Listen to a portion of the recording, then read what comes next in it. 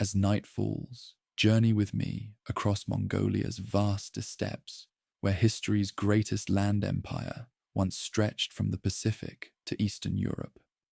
The Mongol saga transcends conquest, revealing cultural exchange, innovation, and trade networks that connected East with West centuries before our modern era.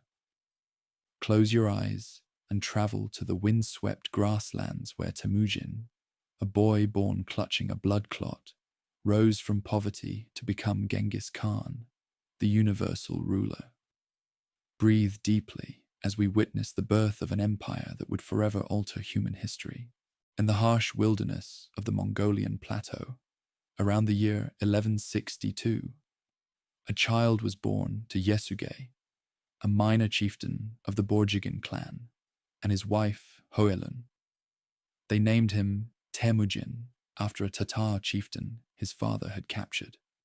The Mongolia of Temüjin's birth was no unified nation, but a patchwork of nomadic tribes: Tatars, Merkits, Naimans, Karites, and dozens more, locked in constant cycles of raiding, alliance, and betrayal. Life on the steppes was brutally difficult. Winters brought temperatures plunging to 40 degrees below zero, while summer droughts could decimate the herds upon which survival depended. In this unforgiving landscape, only the strongest and most adaptable survived. From his earliest days, Temüjin learned the skills of the nomadic warrior, riding at full gallop before he could walk, shooting a bow from horseback with deadly accuracy, and enduring days without food or shelter. But even by the harsh standards of steppe life, the boy's childhood would prove exceptionally difficult. When he was just 9 years old, his father took him to the family of his betrothed, Berta, to arrange their marriage, and left him there to be raised by his future in-laws, as was Mongolian custom. On his journey home, the chieftain accepted food from Tatars, who recognized him as an enemy and poisoned him. As he lay dying, he sent a trusted companion to bring his son back to the family. Upon his father's death, the members of the clan abandoned Temüjin's family, refusing to be led by a child. The deepest water dries up, the brightest stone crumbles, they told his mother, taking even the ancestral herds that were the family's only source of sustenance. Left without protection or resources, the widow and her children were forced to survive on roots, berries, and small game, living as outcasts on the margins of tribal society. When the master dies, the servants scatter like drifting smoke. When the mother tree falls, the saplings cannot stand alone, goes an old Mongolian proverb, and so it seemed for this abandoned family. This period of devastating poverty forged Temüjin's character. With his mother and siblings, he learned to hunt marmots and fish, to make clothes from the skins of field mice sewn together, and to find strength in family loyalty when all external support had vanished. His resilient mother taught her children that their only hope of survival lay in perfect unity. Together, you can withstand any enemy, but a single arrow is easily broken.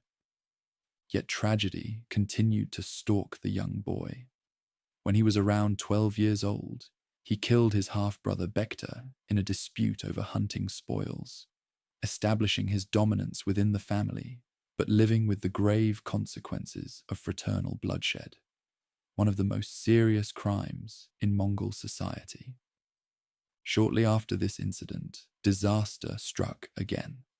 The Taichud clan, once followers of his father, captured Temüjin and kept him in a wooden collar designed for slaves. For days, he was displayed from yurt to yurt as an object of curiosity and derision. But one night, seeing his guards distracted during a celebration, the captive smashed his wooden collar against a rock and fled into the night. A Taichud pursuer spotted him hiding in the shallows of a river, but inexplicably chose not to reveal his location. This mysterious act of mercy would long be remembered by Temüjin, who later rewarded the man named Sorkhan Shira when he rose to power. Even in these darkest moments, the future ruler was learning which acts of kindness and cruelty would shape his own leadership. After escaping from captivity, he reunited with his family and soon sought out his betrothed. Their marriage created an alliance with her tribe, the conqueror, giving him his first political connection and the beginnings of a power base. As a wedding gift, he received a magnificent black sable coat, a treasure he would soon put to strategic use. Understanding that in the steppes, a man without allies was a man awaiting death, Temüjin journeyed to find Togrul, the Khan of the Karaites and a blood brother to his late father. Presenting the valuable sable coat as a gift, the young leader secured Togrul's promise of support, famously declaring, "I will be your right hand, and together we will unite the felt tent-dwelling people." This alliance proved timely. Shortly after his marriage, warriors from the Merkit tribe, enemies of his father who had once kidnapped his mother, raided his camp and captured his new wife in revenge. With the Karaite Khan's support and the assistance of his childhood friend and future rival Jamukha, Temüjin launched his first military campaign, successfully rescuing her after several months of captivity. The woman's return was joyous but complicated. She was pregnant, and the child, Joshi, would always carry the stigma of uncertain paternity. Yet Temüjin claimed the boy as his own, demonstrating a pragmatism about family and loyalty that would later extend to his empire building. Throughout his life, competence and loyalty would matter more to him than birth or background, a revolutionary concept in the deeply hierarchical tribal society. Following the campaign against the Merkits, Temüjin's reputation grew.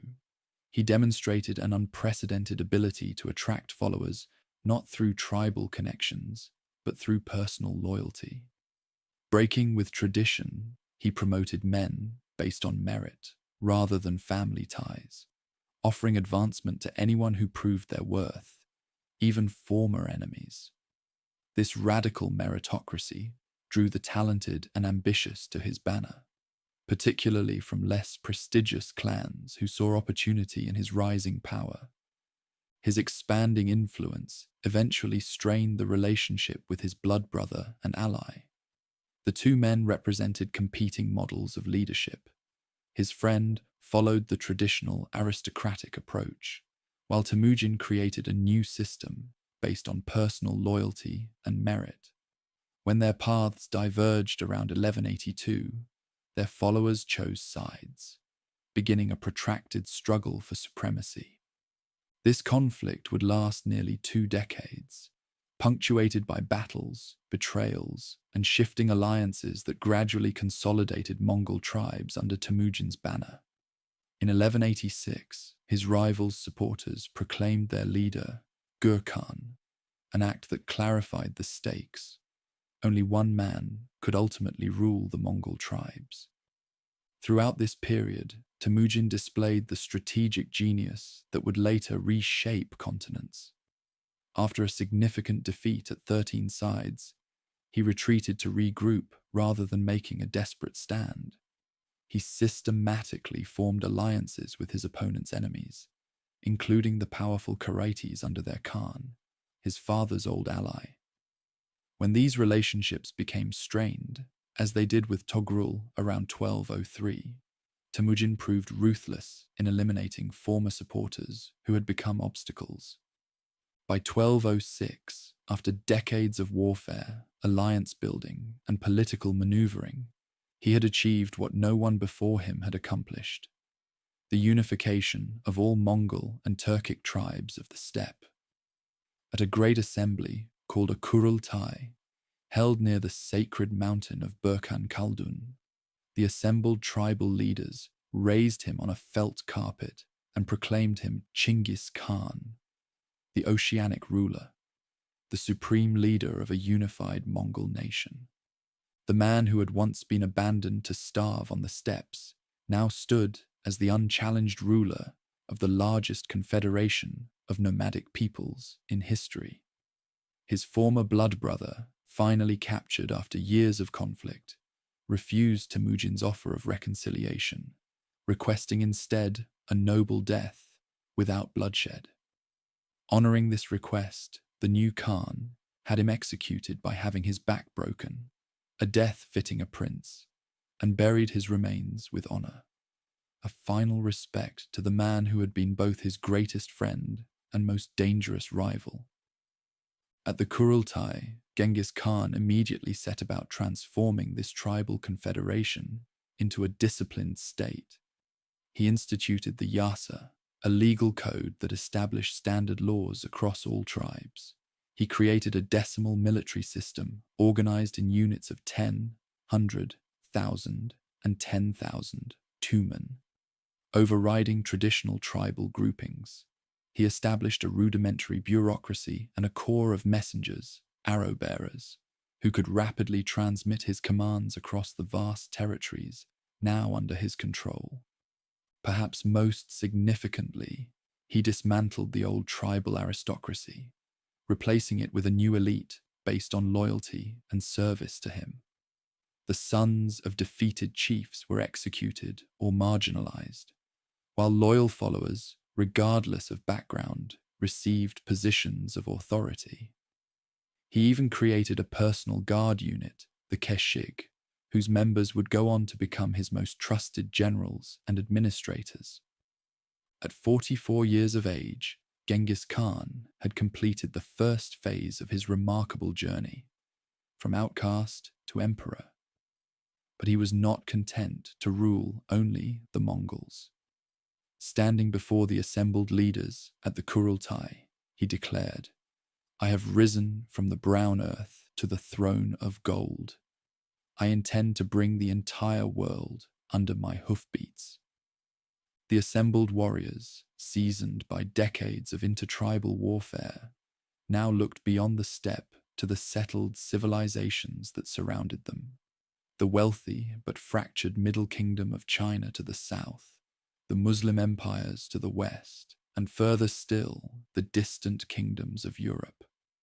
With a unified people behind him, and a military machine honed through years of conflict, the Khan prepared to launch the greatest series of conquests the world had ever seen. The nomad had become an emperor, and the world was about to discover the terrible efficiency of the Mongol war machine. As Genghis Khan looked toward the horizon, the vast empires beyond the steppes had no conception of the storm that was gathering, a storm that would forever alter the course of human history. As the dust settled on the great Kurultai of 1206, Genghis Khan stood at the threshold of a new era. The unification of the Mongol tribes was not an end, but merely a beginning. With the steppes now united under his banner, the newly proclaimed Khan turned his gaze outward toward the sedentary civilizations that had for centuries looked down upon the nomadic peoples as barbarians. Little did these kingdoms know that from the crucible of tribal warfare had emerged the most devastating military force the medieval world would ever encounter. The army that Genghis Khan unleashed upon the world was not merely a collection of skilled warriors. It was a revolutionary military system designed for conquest on an unprecedented scale. Every aspect of this force was crafted through a combination of steppe traditions, refined to perfection, and innovations that would transform warfare forever. At its heart, the steppe military was built around the horse archer, perhaps the most formidable warrior of the pre-modern era. Born to the saddle, these children learned to ride before they could walk and began training with the bow from early childhood. By adulthood, a warrior could hit a target while galloping at full speed, release multiple arrows in rapid succession, and maneuver with a precision that infantry-focused armies could scarcely comprehend.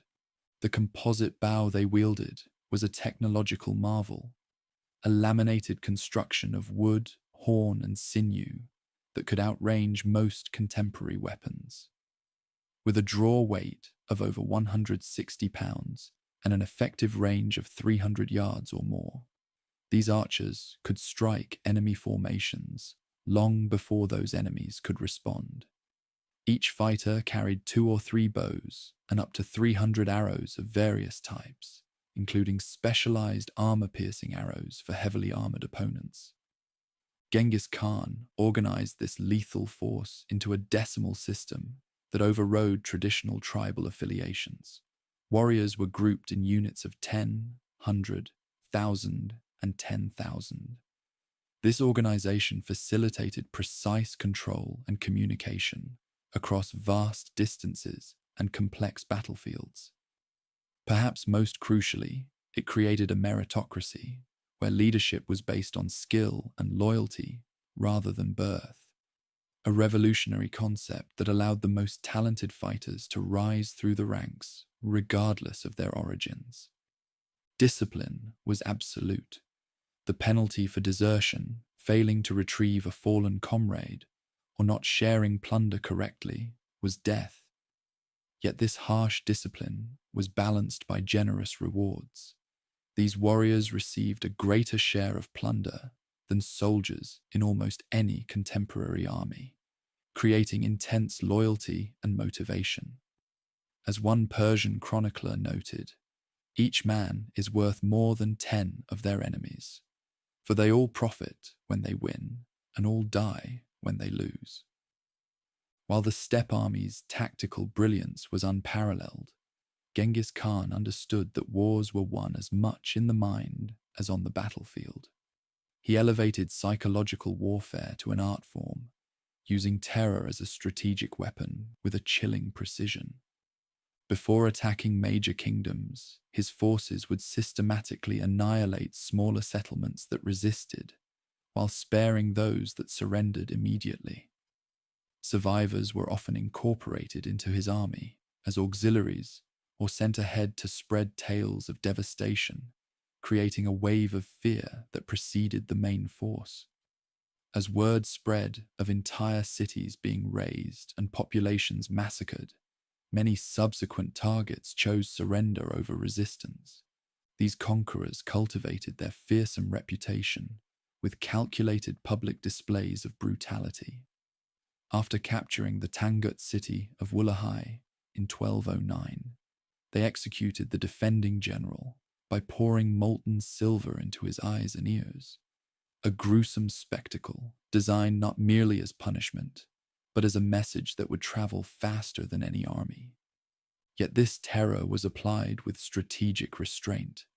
Cities that surrendered without resistance were generally spared, their skilled artisans and craftsmen conscripted rather than killed, their existing governance structures often left intact under the Khan's oversight.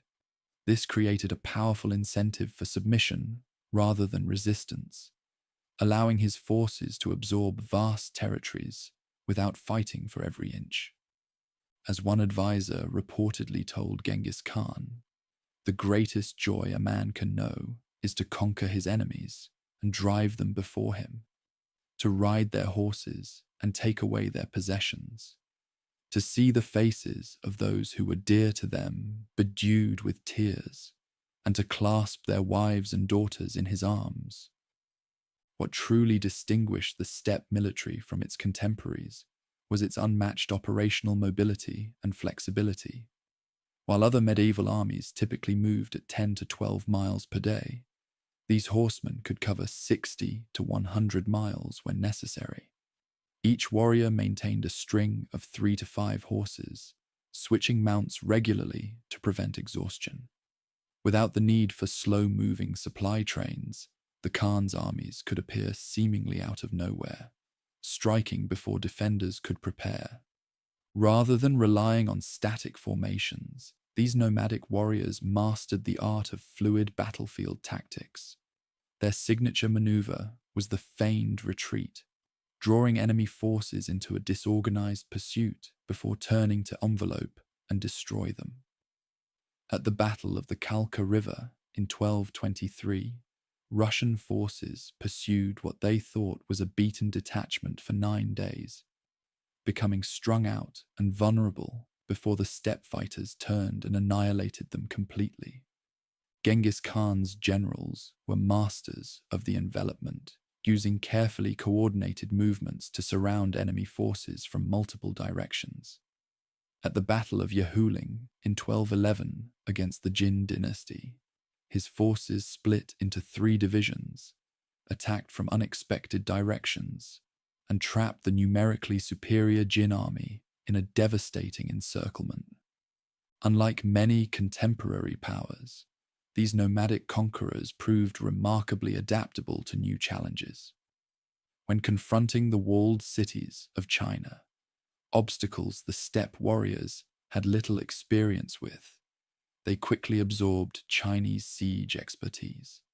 They recruited engineers from conquered territories, learned to construct and operate catapults, trebuchets, and other siege engines, and developed innovative tactics like diverting rivers to undermine city walls. This adaptability extended to naval warfare as well. Despite coming from a landlocked steppe environment, the forces under Genghis Khan's successors would eventually build fleets to attack Japan and Java, though with less success than their land campaigns. The first settled civilization to face the full might of Genghis Khan's unified army was the Western Xia, a sophisticated Buddhist kingdom controlling valuable trade routes between China and Central Asia. In 1205, just before the Kurultai that proclaimed him Genghis Khan, Temüjin began raiding Tangut territory, testing their defenses and response. The full invasion began in 1207, and it revealed the pattern that would characterize many future campaigns. Initial resistance was met with overwhelming force. When the Tanguts rejected the Khan's demands for submission and tribute, his forces systematically reduced their fortified cities, diverting rivers to flood defenses and employing Chinese siege engines against major fortifications. By 1210, the Western Xia ruler submitted, accepting vassal status and providing troops for future campaigns. With this first conquest secured, Genghis Khan immediately turned his attention to a far greater prize: the Jin dynasty, which ruled northern China. The Jin campaign began in 1211 with a 3-pronged invasion that caught the Jin defenses unprepared. Despite commanding a vastly larger population and resources, including a standing army of over 1 million soldiers, the Jin proved unable to counter the mobility and tactical brilliance of the steppe warriors. At the Battle of Yahuling, a Jin army of over 500,000 faced approximately 100,000 of Genghis Khan's warriors. Through a series of feigned retreats and flanking maneuvers, the nomadic forces split the Jin armies and destroyed them piecemeal, killing an estimated 60,000 Jin soldiers while suffering minimal losses. Following this devastating victory, the Khan's troops systematically reduced Jin cities over the next several years. The Jin capital of Zhongdu fell in 1215 after a brutal siege. When the starving residents finally surrendered, the conquerors executed all officials and military officers before thoroughly looting the city. Refugees reported that the streets were slippery with fat from the massive slaughter that followed. While the final conquest of the Jin would wait until after Genghis Khan's death, the empire had been fatally weakened by his campaigns. One of the most remarkable aspects of Genghis Khan's generalship was his ability to coordinate military operations across multiple distant fronts simultaneously. Even while prosecuting the Jin campaign, he dispatched forces westward to subdue the Karakitai Empire that controlled much of Central Asia. Led by his brilliant general, Jebe, the Arrow, the Khan's forces invaded Karakitai territory in 1216. Rather than relying solely on military force, Jebe exploited internal divisions, forming alliances with discontented vassal rulers and religious minorities oppressed under Karakitai rule. This combination of military pressure and political manipulation led to the rapid collapse of the empire by 1218, adding vast territories to the growing domain of the steppe conquerors. The conquest of Kara Kitai had profound strategic implications. It extended Genghis Khan's control to the borders of the powerful Khwarezmian Empire, establishing direct contact with the Islamic world for the first time.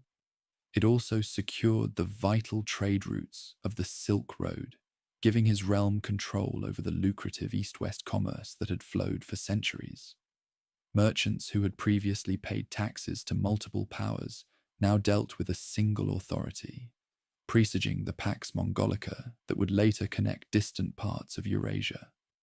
Behind the dramatic battles and sieges lay perhaps the greatest military innovation of these nomadic conquerors, a logistical system far ahead of its time. While contemporary armies relied on slow-moving supply trains vulnerable to interdiction, the steppe forces lived off the land with remarkable efficiency.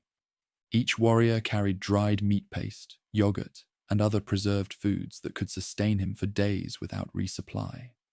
They drank blood from their horses' veins in emergencies, carefully making small incisions that would not permanently harm their most valuable military asset.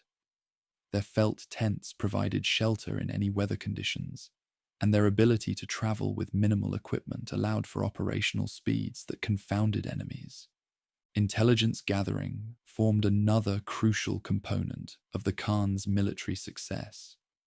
Before major campaigns, Genghis Khan would dispatch merchants, spies, and diplomatic missions to collect detailed information about potential targets. These reconnaissance efforts mapped terrain, identified key fortifications, assessed political divisions that could be exploited, and even catalogued the personalities of enemy leaders to predict their reactions. During campaigns, his forces maintained a sophisticated communication system using horses, signal fires, and arrow messengers that could transmit commands over vast distances at unprecedented speeds. This allowed Genghis Khan to coordinate multiple army groups separated by hundreds of miles, converging them with timing that repeatedly caught enemies by surprise. The military brilliance of these conquests came at a staggering human cost. Contemporary chroniclers claimed that the campaigns in northern China reduced the population by tens of millions. While modern historians consider these figures exaggerated, archaeological evidence confirms widespread abandonment of previously populated areas and significant demographic decline. Beyond direct casualties from combat, these invasions triggered famine and disease as agricultural systems collapsed. In parts of northern China, farmlands reverted to pasture or forest as peasant populations were killed or fled. Similar patterns would later emerge in Central Asia and the Middle East, where sophisticated irrigation systems built over centuries fell into disrepair following the conquests. Yet there was a cold, strategic logic to this devastation. For Genghis Khan, depopulated regions became grazing lands for his horses, converting agricultural land back to pasture that sustained the nomadic lifestyle and military power of his people. As one scholar observed, in a very real sense, they were not conquering land, but harvesting it. By 1219, just 13 years after unifying the tribes, Genghis Khan ruled an empire stretching from the Pacific Ocean to the borders of the Islamic world. The Western Shia had been subjugated, the Jin dynasty was crumbling, and the Kara Kitai had been absorbed into his growing realm. Yet the greatest challenges and the most devastating campaigns still lay ahead. As the great Khan gathered his forces on the border of the Khwarezmian Empire, he sent a message to Shah Muhammad that revealed both his confidence and his worldview. I am the master of the lands of the rising sun, while you rule those of the setting sun. Let us conclude a firm treaty of friendship and peace. The Shah's response would trigger one of history's most devastating military campaigns, as the steppe war machine prepared to descend upon the Islamic world with unprecedented fury. The nomads who had once been dismissed as barbarians by their civilized neighbors had proven themselves masters of warfare on a scale that would reshape continents. As you drift towards sleep, consider how this military revolution, built on horseback archery, psychological warfare, and brilliant leadership, would continue to transform the world in ways that echo down to our present day. In the year 1218, as Genghis Khan consolidated his power over the conquered lands of northern China and Central Asia, his attention turned westward toward a new horizon. The vast Khwarezm Empire stretched before him, a powerful Muslim realm encompassing modern-day Iran, Afghanistan, and much of Central Asia. Ruled by Shah Muhammad II, it was a civilization at its peak, wealthy from control of the Silk Road, defended by hundreds of thousands of warriors, and adorned with great cities that were jewels of Islamic culture and learning. What happened next would become one of history's most consequential encounters, a collision between the nomadic war machine of the steppes and an established Islamic empire that would forever alter the course of civilization in the Middle East. But unlike many of Genghis Khan's campaigns, this catastrophic war began not with territorial ambition, but with a diplomatic incident that escalated into one of history's most devastating acts of retribution. Seeking to establish peaceful trade relations, Genghis Khan dispatched a caravan of 450 merchants to Khwarezm in 1218. With them, he sent a message to Shah Muhammad. "I am master of the lands of the rising sun, and you rule those of the setting sun. Let us conclude a firm treaty of friendship and peace." The Shah initially received this overture with caution but apparent interest, sending gifts in return. Shortly afterward, Genghis Khan sent a formal diplomatic mission led by Muslim ambassadors to reinforce his peaceful intentions. But at the Khwarezmian border city of Otrar, disaster struck. The governor, known as Inalchuk or Gaya Khan, accused the merchants of being spies, seized their valuable goods, and executed the entire caravan. When the following diplomatic mission arrived to investigate, the Shah had all but one of the ambassadors executed. Their beards were burned off, a profound insult in Mongol culture. To the Mongols, ambassadors were sacred and inviolable. Their execution represented not merely an insult, but a transgression against the order of heaven itself.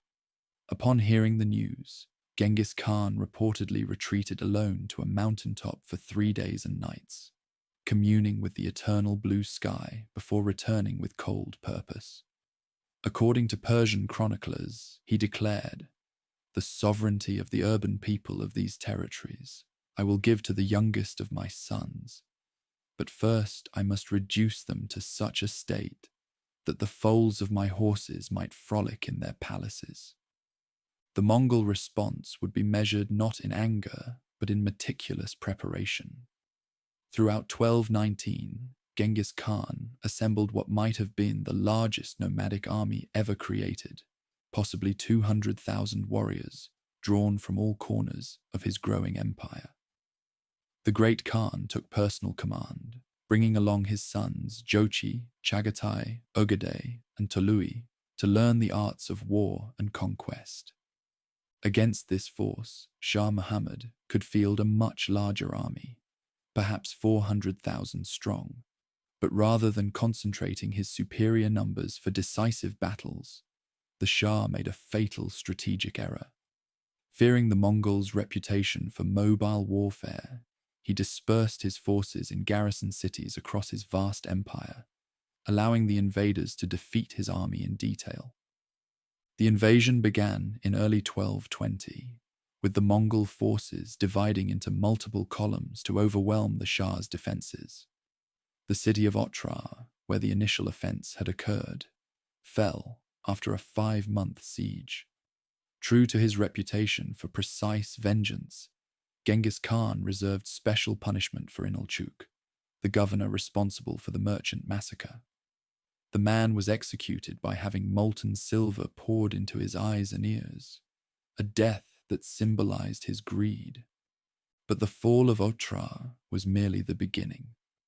The great cities of Transoxiana, Bukhara, Samarkand, Urgench, lay in the invaders' path, each a center of Islamic learning and culture, each defended by formidable walls and numerous soldiers. The fate of these cities would reveal the full, terrible efficiency of Mongol warfare. Bukhara, one of the most important cultural centers in the Islamic world, was the first great city to face the Mongol onslaught.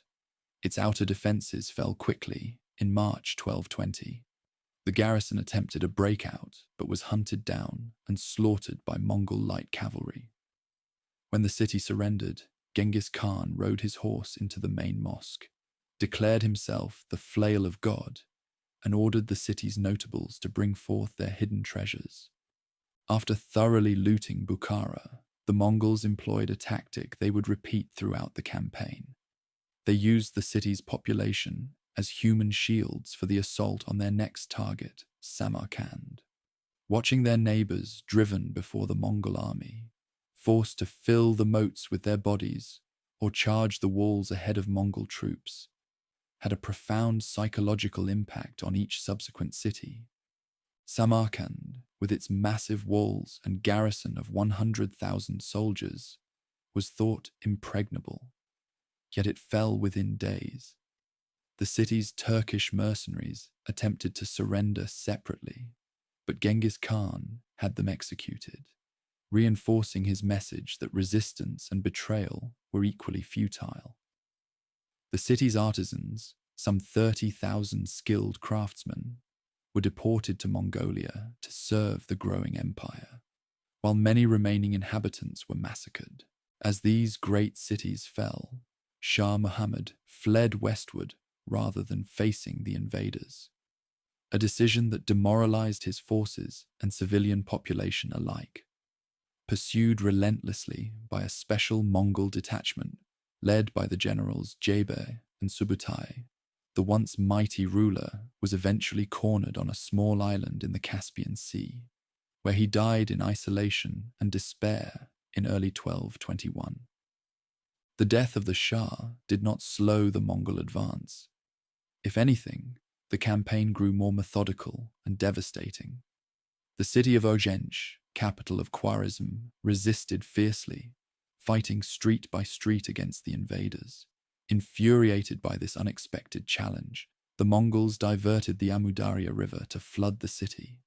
When it finally fell, after a 6-month siege, the vengeance was terrible. Contemporary accounts claim that each Mongol warrior was assigned 24 civilians to execute personally. While such numbers are likely exaggerated, archaeological evidence confirms a massive population decline. The great cultural centers of Eastern Persia suffered similar fates. Merv, Nishapur, and Herat, cities renowned throughout the Islamic world for their libraries, observatories, and universities, were systematically destroyed in 1221. At Merv, the population was ordered to evacuate and then methodically massacred in groups outside the city. Modern historians estimate that hundreds of thousands died. After the city of Nishapur revolted and killed a Mongol general who was Genghis Khan's son-in-law, the retribution was particularly severe. The city was entirely razed, with separate piles reportedly made of men, women, and children. Even cats and dogs were killed. The level of destruction inflicted upon the Khwarezm Empire was unprecedented, even by the harsh standards of medieval warfare. Historians estimate that the population of Persia may have declined by as much as 75% in the regions directly affected by the Mongol invasion. Sophisticated irrigation systems that had maintained Persian agriculture for centuries were destroyed, turning once fertile farmland into desert. Cities that had been intellectual centers for hundreds of years were abandoned entirely or reduced to small towns. Persian chroniclers captured the psychological impact of this catastrophe in stark terms. One wrote, "They came, they destroyed, they burned, they killed, they plundered, they departed." Another observed, "If in 1,000 years from now the world should bring forth a monster, it will still be less monstrous than Genghis Khan." The invasion was so traumatic that Persian historians termed it the disaster and saw it as a divine punishment for the Muslim world's sins. Yet amidst this devastation, glimpses of the future Mongol Empire's more constructive aspects emerged.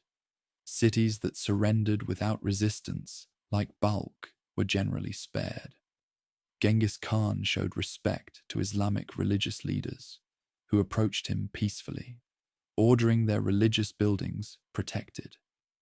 And despite his fearsome reputation, he maintained absolute control over his forces, with looting and violence following precise, strategic objectives rather than descending into chaos. By 1222, most of the Persian campaign was complete. Rather than appointing governors and establishing direct rule immediately, Genghis Khan initially left much of the conquered territory devastated and leaderless as he withdrew the bulk of his forces. Only gradually would Mongol administrators move in to begin rebuilding and governing, a process that would accelerate under his successors. As the main Mongol army returned eastward, a smaller force of approximately 20,000 warriors under the command of generals Jebe and Subutai continued westward on what was intended as a reconnaissance mission. This seemingly modest detachment would go on to defeat the kingdoms of the Caucasus, annihilate a combined Russian army at the Battle of the Kalka River, and raid through Crimea before rejoining the main Mongol force. A 3-year, 5,500-mile circular campaign that demonstrated the extraordinary operational range of Mongol armies. The destruction of the Khwarezm Empire marked a turning point in world history. It opened Central Asia and Persia to direct Mongol rule, created a power vacuum in the Islamic world that would not be fully resolved for generations, and sent refugees fleeing in all directions, spreading tales of the invincible horsemen from the east. Among those who fled the Mongol advance was a young scholar who would eventually become known as Nasir al-Din al-Tusi, one of the greatest scientists of the medieval Islamic world. Initially kidnapped by the assassin sect, he would later serve the Mongols themselves, establishing the famous Maragay Observatory under their patronage. A small example of how chaos and destruction eventually gave way to a new cultural synthesis. For Genghis Khan himself, the Khwarezmian campaign represented both the height of his conquests and a demonstration of his strategic vision. Despite being in his 60s, elderly by the standards of his time, he had personally led his armies on a campaign covering thousands of miles across some of the most challenging terrain in Asia. He had destroyed one of the most powerful empires in the Islamic world in less than 2 years, and he had sent an unmistakable message to all rulers who might oppose him: submit or face annihilation. As he returned from the Persian campaign, the great Khan's attention turned once more to China, where unfinished business remained with both the Jin dynasty and the Western Xia. But the template for Mongol conquest had been established: a combination of overwhelming military force, calculated terror, and political pragmatism that would guide his successors as they expanded the empire even further. The Khwarezmian campaign also revealed something fundamental about the nature of the Mongol Empire under Genghis Khan. Unlike many conquerors who sought merely to rule existing states and extract tribute, the Mongols, under his leadership, were willing to fundamentally transform the societies they conquered. destroying old power structures and rebuilding them in forms that served nomadic imperial interests. Cities could be sacrificed if necessary. Populations could be relocated. Entire landscapes could be converted from agriculture to pasture. This willingness to remake the world, to view conquest not merely as occupation, but as transformation, helps explain both the extraordinary destructiveness of Mongol invasions and their ultimately revolutionary impact on Eurasian civilization. As the survivors began to rebuild their shattered world, they did so in a new reality, one where the dynamics of power, trade, and culture had been fundamentally altered by the passage of the horse lords from the steppes.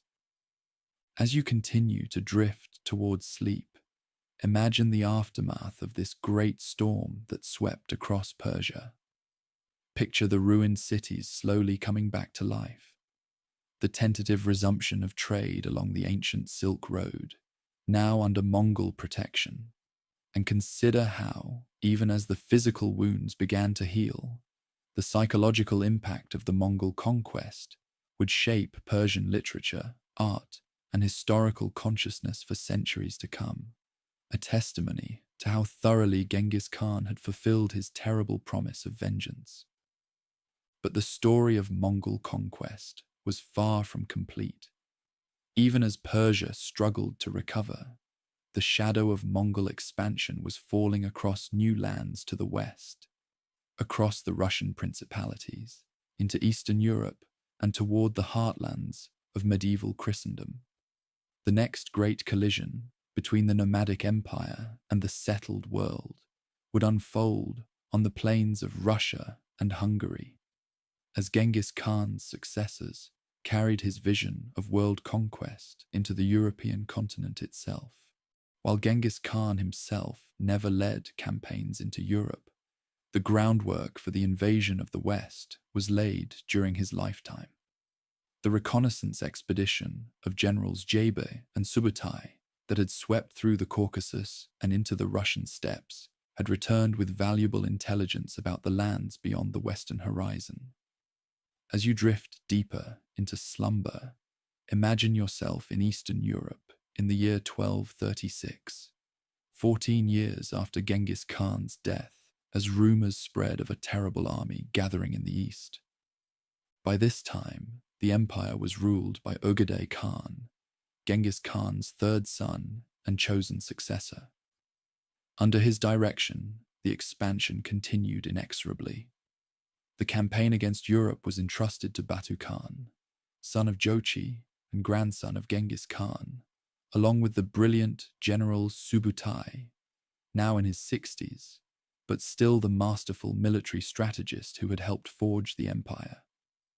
The force assembled for the European campaign was not the largest army ever fielded, but it was perhaps the most experienced and disciplined. Numbering around 130,000 warriors, it included veterans from campaigns across Asia and the Middle East. Many of its commanders had been personally trained by Genghis Khan himself in the intricate tactics of steppe warfare. This was not merely a raiding party, but a full invasion force, tasked with bringing the European kingdoms under the rule of the Great Khan. The invasion of Europe began with an attack on the Volga Bulgars in 1236, swiftly conquering this wealthy trading state that controlled the vital river routes of the region. From there, the forces divided into multiple columns to systematically reduce the principalities of what would later become Russia. The once powerful Kievan Rus, a loose federation of East Slavic principalities centered on Kiev, was by this time already weakened by internal divisions. Prince after prince made the fatal error of facing the invaders independently rather than combining their forces. The great cities of the Rus fell one after another. Ryazan after a 5-day siege in December 1237, then Vladimir, Suzdal, and scores of smaller settlements. Contemporary chroniclers wrote that no eye remained to weep for the dead, as entire populations were massacred or dispersed into the forests. The city of Novgorod in the north was spared only because the spring thaw turned the ground to mud, making it impassable for cavalry. This general mud would prove one of the few reliable allies against the eastern invasion, as campaigns were typically timed around the seasons to ensure firm ground for horses. Kiev, the jewel of Russian cities, fell in December 1240 after a fierce siege. The attackers employed their full range of siege techniques: catapults, mining operations, and psychological warfare. When the city finally fell, it was so thoroughly destroyed that visitors in subsequent years reported seeing huge mounds of skulls and bones where the magnificent city had once stood. The metropolitan of the Orthodox Church fled rather than submit to the new rulers, a pattern that would repeat across Eastern Europe. With the Rus principalities shattered, the advance continued westward at an alarming pace. By early 1241, the Eastern forces were poised to strike at the heart of Central Europe. Once again, they employed their signature strategy of multiple coordinated advances. One force under Batu Khan moved through Poland, while another under Subutai targeted Hungary. The timing was precise. Both armies were to converge on the Hungarian plain, an ideal terrain for steppe cavalry operations. The kingdoms of Europe, unlike China or the Islamic world, had no experience with nomadic armies of this sophistication. European heavy cavalry, the dominant military force of medieval Christendom, was trained to deliver powerful shock charges, but lacked the mobility and adaptability of steppe horse archers. European infantrymen, primarily peasant levies, were even less prepared for the speed and ferocity of the Eastern warriors. On April 9th, 1241, a Polish army supported by German Teutonic Knights met the northern force at Legnica. Leading the European forces was Duke Henry II of Silesia, who had assembled a formidable army of Polish, German, and Moravian troops. But like so many commanders before him, Henry was unprepared for the battlefield tactics he was about to face. The Battle of Legnica began with a disciplined Polish charge that initially pushed back the light cavalry. But this was a deliberate, feigned retreat, one of the signature tactics of the steppe warriors. As the Polish knights pursued what they believed to be a retreating enemy, they became strung out and disordered. Behind the Polish lines, the invaders deployed a psychological weapon that had never been seen in Europe: smoke bombs that created thick, disorienting clouds on the battlefield. When the Eastern forces suddenly wheeled and counterattacked, they caught the Polish knights in perfect position for their composite bows. The heavy European armor provided some protection, but the attackers targeted the knights' horses, dismounting these elite warriors and rendering them vulnerable. Once the knights were separated and immobilized, the warriors closed in with lances and sabers for the kill. The defeat was catastrophic. Duke Henry was killed, his head displayed on a spear before the walls of Legnica. So thorough was the destruction of his army that the victors reportedly collected 9 large sacks of ears from fallen European warriors, a macabre accounting system used to tally their victories. Just 2 days after the battle at Legnica, the main force under Subutai confronted the Hungarian army of King Bela IV at Mohi near the Sajo River. The Hungarian kingdom was one of the most powerful in Europe, and Bela had assembled a massive force of perhaps 80,000 men, the largest European army to face the eastern threat. Subutai, demonstrating the tactical brilliance that had made him Genghis Khan's most trusted general, set an elaborate trap. Under cover of night, he secretly constructed a pontoon bridge across the Sajo River, while launching a noisy diversionary attack at the main bridge. When Hungarian forces concentrated to defend the obvious crossing point, warriors poured across the improvised bridge and outflanked the European army. The Hungarians had established a defensive wagon fortress, a circular laager where their forces could retreat and regroup. But this defensive position became a death trap when archers surrounded it, raining arrows on the densely packed troops within. When the Hungarians attempted to break out, they discovered that Subutai had deliberately left an apparent gap in the encirclement to the west, but it was merely a killing zone where hidden heavy cavalry waited to annihilate the fleeing troops. The Battle of Mohi was perhaps the most complete victory in Europe. An estimated 70,000 Hungarians died, essentially destroying Hungary's military capacity in a single day. King Bela himself barely escaped with his life, fleeing to a small fortress on the Adriatic Sea as pursuit detachments hunted him relentlessly across his shattered kingdom.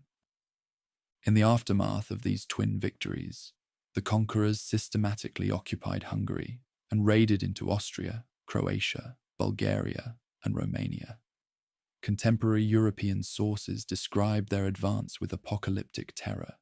They came swarming like locusts over the face of the earth, bringing terrible devastation to the eastern parts, laying waste with fire and carnage. By the end of 1241, the armies from the east had reached the gates of Vienna and the shores of the Adriatic. Scouts were reportedly seen on the borders of the Holy Roman Empire, near the cities of Wiener Neustadt and Klosterneuburg. Europe seemed poised to fall to the same devastating conquest that had already engulfed much of Asia. And then, in perhaps one of history's most consequential contingencies, the advance suddenly halted. On December 11th, 1241, Grand Khan Ögedei died in Mongolia, necessitating the return of princes and generals to the homeland for the Kuriltai that would select his successor. In the spring of 1242, Batu Khan ordered his forces to withdraw from Central Europe, retreating back to the Russian steppes. This withdrawal has been the subject of historical debate for centuries. While the death of Ögedei and the subsequent succession crisis certainly played a major role, some historians suggest that ecological factors may have been equally important. The Hungarian plain, while superficially similar to the steppe homeland, may not have provided adequate pasturage for the massive herds of horses that sustained the army. Each warrior required up to 5 mounts for a campaign. Others argue that the strategic objectives had already been achieved, having destroyed the military capacity of Eastern Europe and established a clear demonstration of power. Whatever the combination of reasons, the sudden withdrawal gave Europe a reprieve that may have altered the course of world history. The Eastern conquerors would never again advance so deeply into Central Europe with comparable force, though the threat of their return would hang over European politics for generations. The campaigns in Europe had lasting consequences. In the East, most of the Russian principalities would remain under domination, known as the Mongol yoke, or the rule of the Golden Horde, for more than 2 centuries. This long period of suzerainty would profoundly influence Russian political development, contributing to the centralization of power in Moscow and the emergence of autocratic governance that distinguished Russia from Western European traditions. Hungary never fully recovered from the devastation of the invasion. Before 1241, the Kingdom of Hungary had been one of the most powerful and populous states in Europe. In the aftermath, its population may have declined by up to 25%, with entire regions left depopulated. Archaeological evidence shows abandoned villages and mass graves dating to this period. This demographic collapse created a power vacuum in Central Europe that would be filled by the rising Habsburg Empire. For Western Europe, the invasion served as a distant but terrifying warning. Pope Gregory IX and his successor, Innocent IV, attempted to organize resistance, even sending emissaries to the Eastern Court to negotiate or convert the invaders to Christianity. These diplomatic missions, while failing in their immediate objectives, opened the first sustained contact between Western Europe and the far reaches of Asia, bringing back valuable intelligence about the lands beyond the steppe. One of the most significant but often overlooked consequences of the incursion into Europe was biological. The armies, moving across the entirety of Eurasia, served as vectors for disease exchange. Some historians believe that the devastating Black Death that would ravage Europe in the following century originated in the conquered territories and moved along the trade routes they had secured and expanded.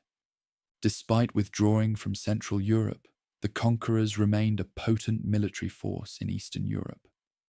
Under Batu Khan and his successors, the Golden Horde established its capital at Sarai on the lower Volga River, controlling the vast territories of what is now Russia, Ukraine, Kazakhstan, and the Caucasus.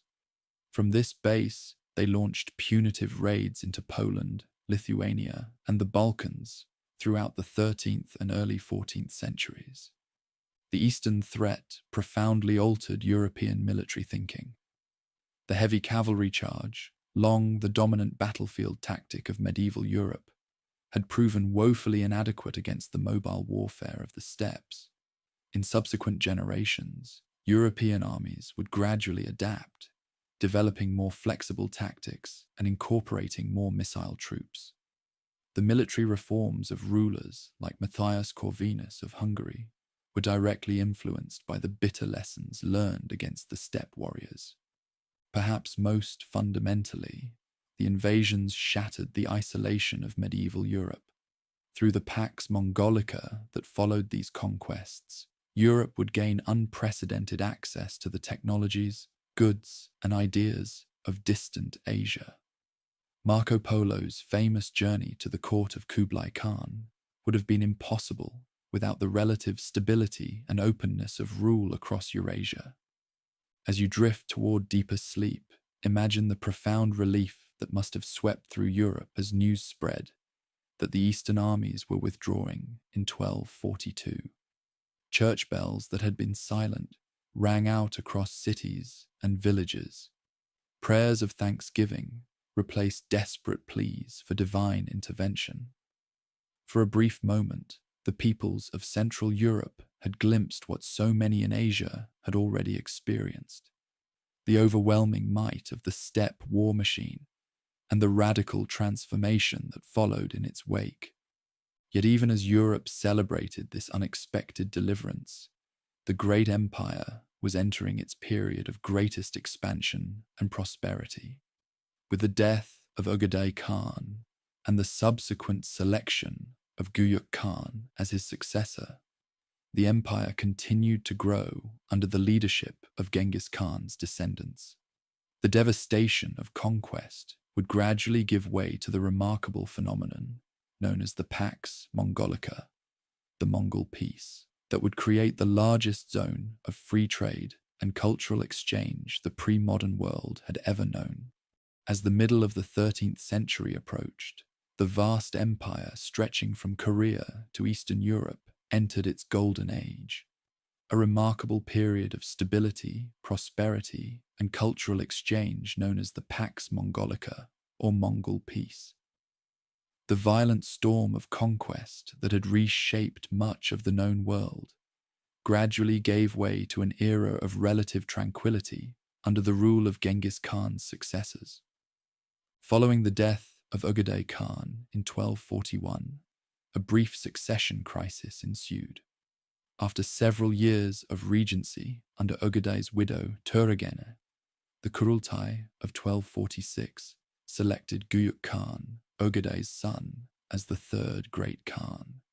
His reign would be brief, lasting only 2 years before his death in 1248, leading to another succession struggle that ultimately brought Mongke Khan, grandson of Genghis Khan, through his son Tolui, to power in 1251. Under Mungke's capable leadership, the empire reached its territorial zenith. Military campaigns continued on multiple fronts. His brother Hulagu led forces into the Middle East, conquering Baghdad in 1258 and destroying the Abbasid Caliphate, while another brother, Kublai, pressed the conquest of southern China. Yet increasingly, the focus shifted from pure conquest to consolidation and administration of the vast territories already under imperial control. What emerged during this period was the most extensive system of free trade and cultural exchange the pre-modern world had ever seen.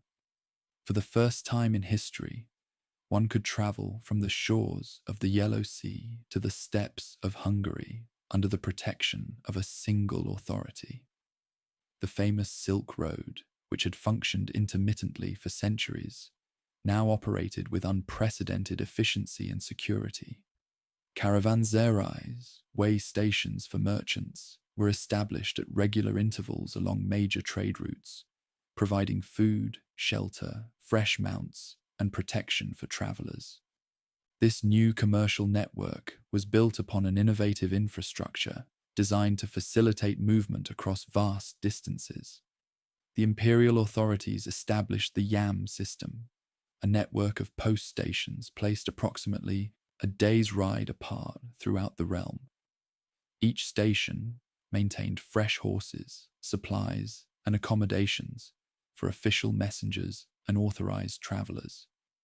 With a special paisa, a tablet of authority issued by the Khan, a messenger could requisition horses and supplies at any station, traveling up to 250 miles per day in urgent circumstances. This communications system bound together territories separated by thousands of miles, allowing for the rapid transmission of information, orders, and intelligence across the breadth of Eurasia.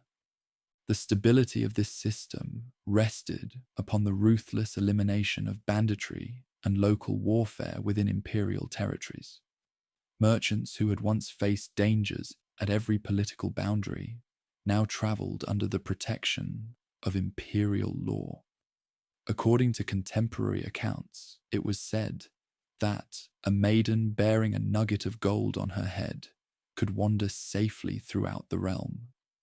While undoubtedly exaggerated, this description captures the remarkable security established across vast stretches that had previously been among the most dangerous trade routes in the world.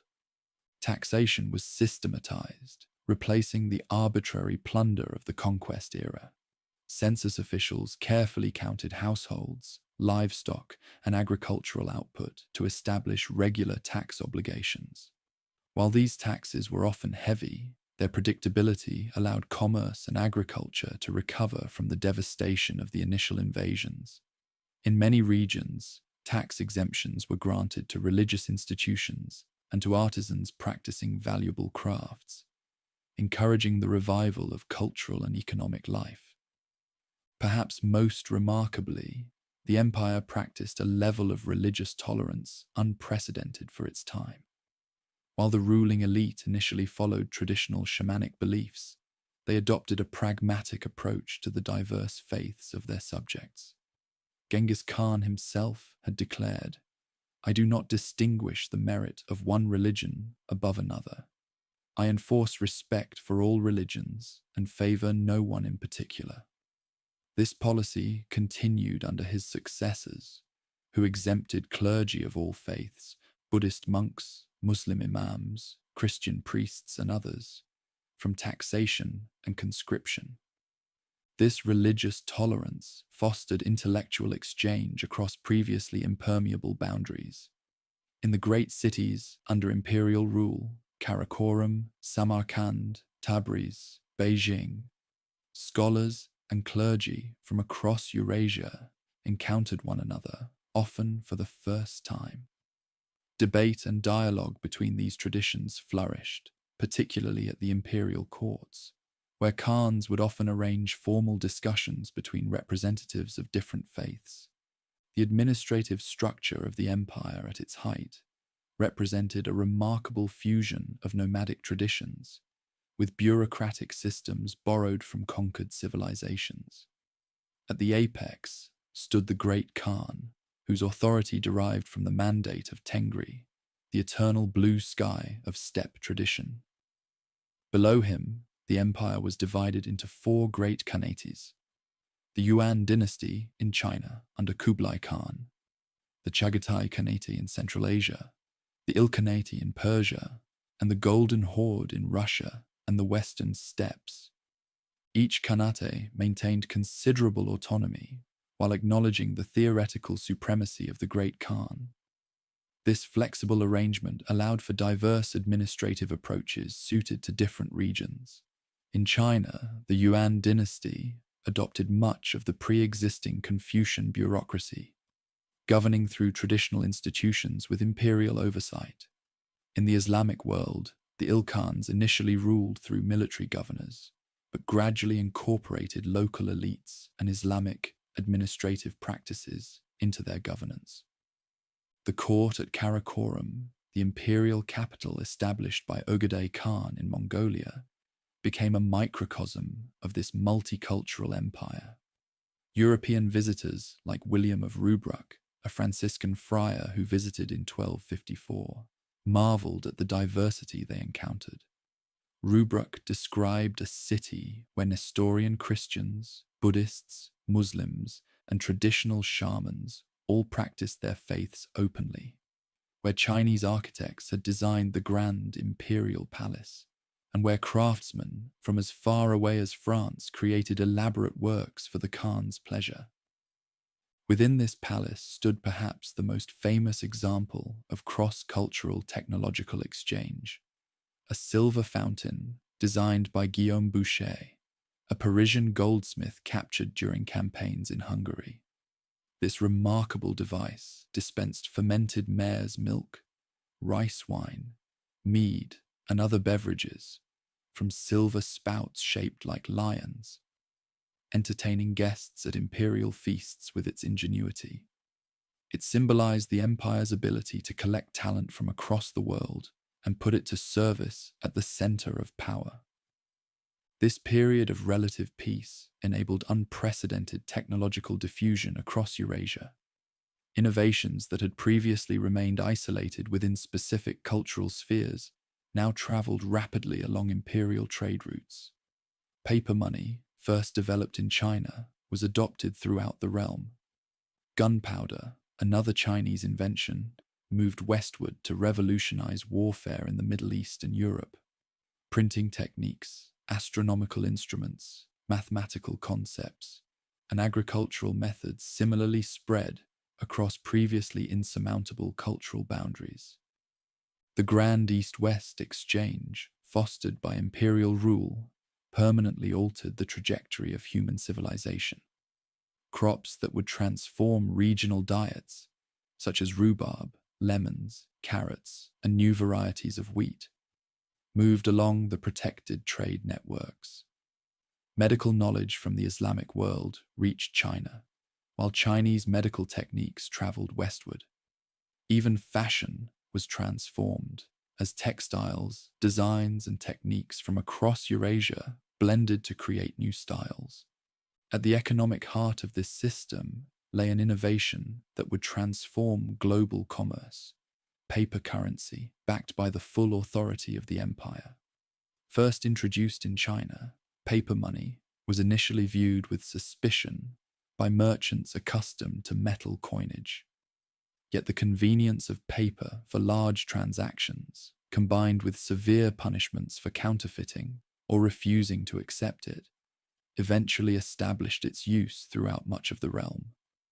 Marco Polo, the famous Venetian traveller, marveled at this system, noting that the Great Khan had mastered the alchemy of turning mulberry bark into money through the power of his seal. The commercial networks established during this era extended far beyond the formal boundaries of imperial control. Trade goods from the empire reached as far as sub-Saharan Africa, Scandinavia, and Southeast Asia, through secondary networks. Venetian and Genoese merchants established trading posts on the Black Sea to access these eastern trade routes, becoming middlemen in a commerce that would eventually transform European economic life. Perhaps no figure better symbolizes the unique opportunities of this era than Marco Polo, whose famous travels began in 1271. Together with his father and uncle, who were experienced merchants, the young Venetian traversed the breadth of Asia to reach the court of Kublai Khan in China.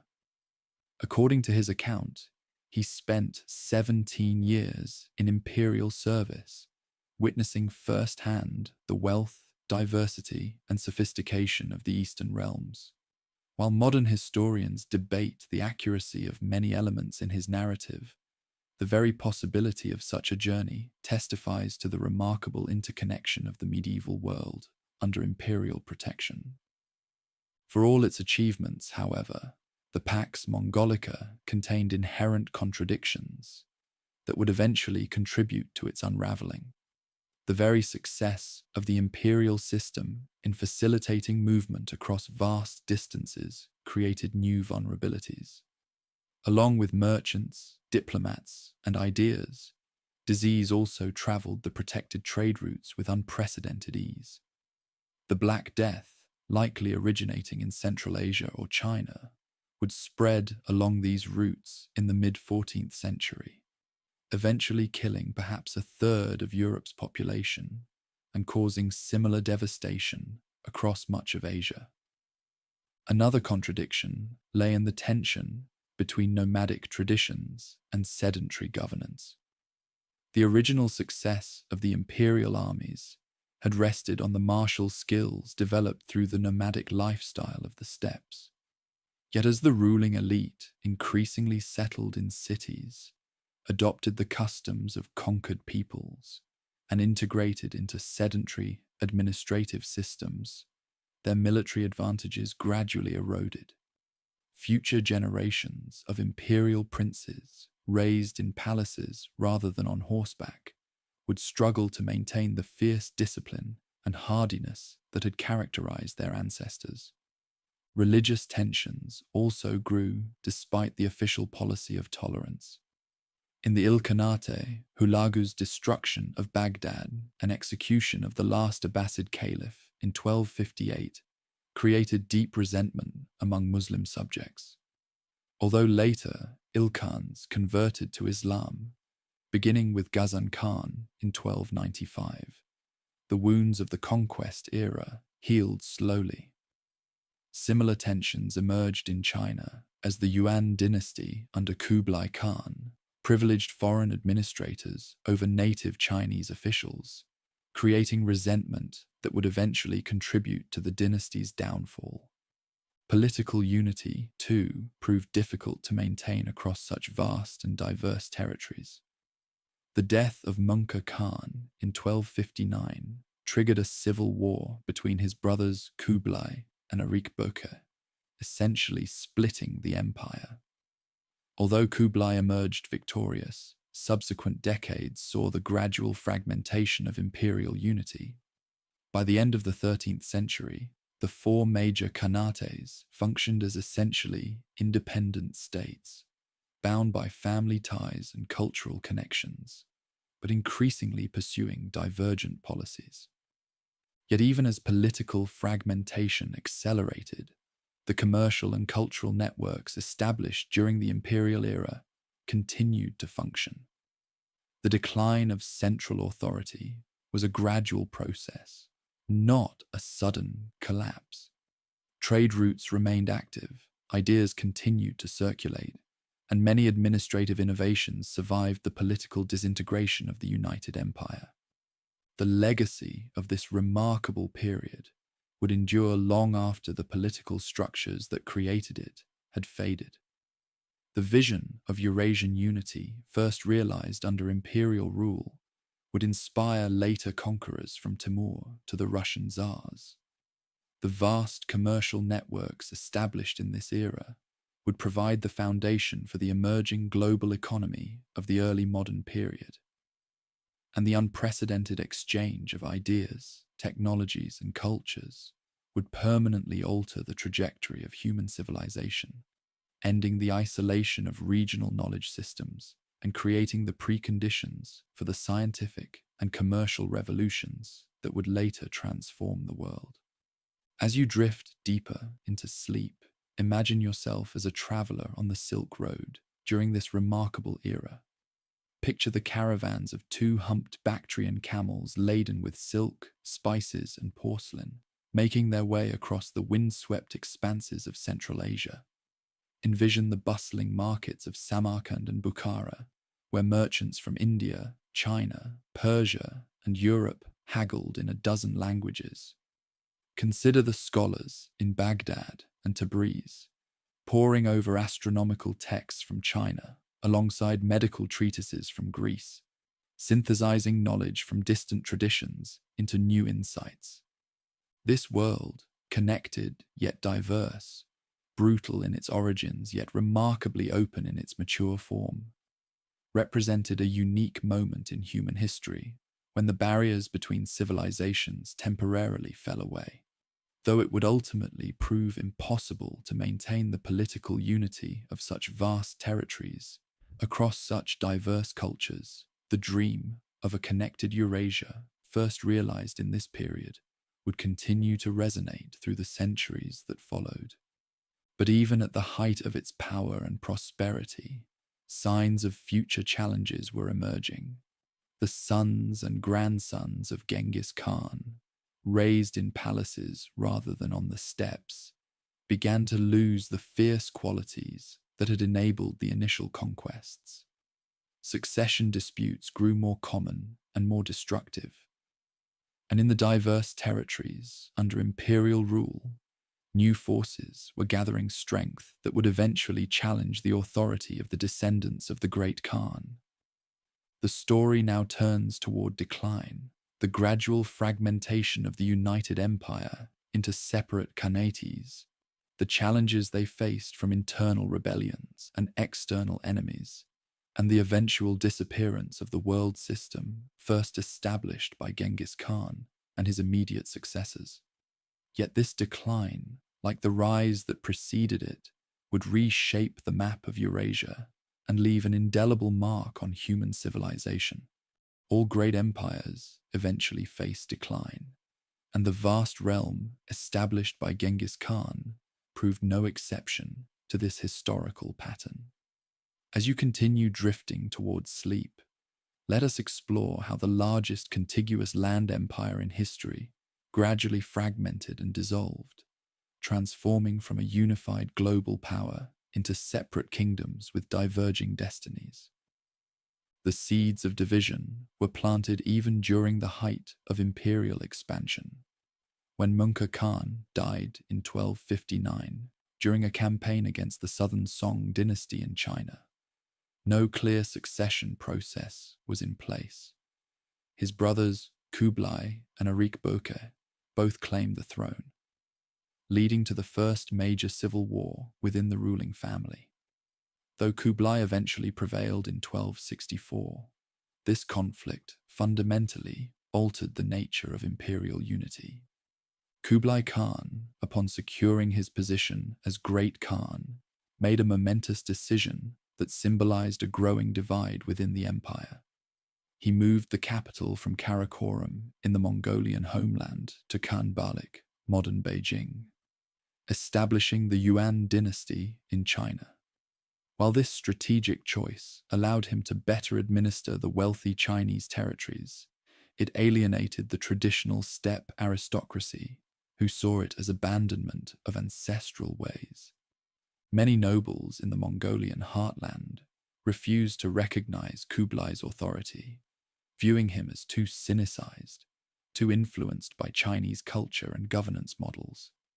This ideological split between traditionalists who sought to preserve nomadic customs and pragmatists who adapted to sedentary civilization would repeatedly undermine imperial unity in the decades to follow. The empire now effectively fragmented into 4 major khanates, each evolving along increasingly independent trajectories. The Yuan dynasty in China under Kublai Khan represented the most dramatic adaptation to sedentary civilization. Ruling over the world's most populous and sophisticated society, Kublai and his successors adopted many aspects of Chinese governance while maintaining their distinct identity as conquerors. They established a multi-ethnic administration that classified subjects into a hierarchy with themselves at the top, followed by other Central Asian peoples, then Northern Chinese, and finally Southern Chinese. This system, while initially effective, created deep resentments among the native population that would eventually fuel rebellion.